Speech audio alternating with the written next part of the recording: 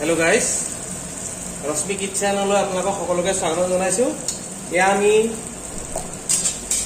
হাঁহৰ মাংস ফ্ৰাই কৰিম। এতিয়া প্ৰথমতে পিঁয়াজ আৰু কেঁচা জলকীয়া ফ্ৰাই কৰি লৈছো, অকণমান হালধি দিছো। তাৰপিছত এতিয়া আমি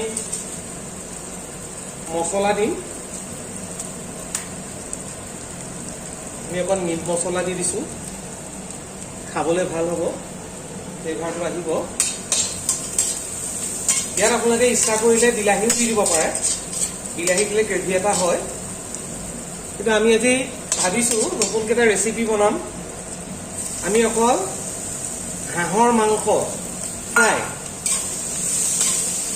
এয়া লৰাই দিছো অকণমান, অকণমান নিমখ দি দিম মই ইয়াতে।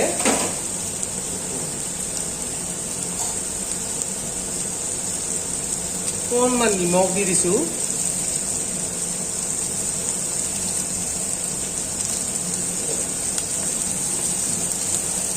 আপোনালোকে কিন্তু একেবাৰে পিঁয়াজখিনি একেলগে দি নিদিব।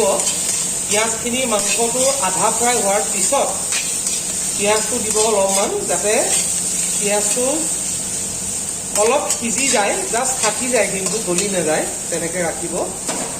এতিয়া মই অলপ সময়ৰ কাৰণে ঢাকি দিছো। পিছত ইয়াতে আমাৰ পিঁয়াজখিনি দি দিয়া হৈছে মাংসটো হাফ ফ্ৰাই হোৱাৰ পিছত। আমাৰ কিন্তু মাংস মাটি কেৰাহীতহে বনোৱা হয় দেই। মাটি কেৰাহীৰ টেষ্টটো অকণমান সুকীয়া।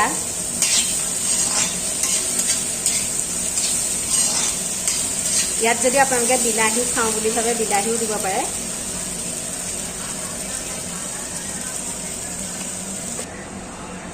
এয়া আমাৰ মাংসখিনি হৈ গ'ল। এতিয়া আমি অলপ ধনিয়া দি দিছো দেই। এয়া আমাৰ খানা আজিৰ কাৰণে হৈ গৈছে।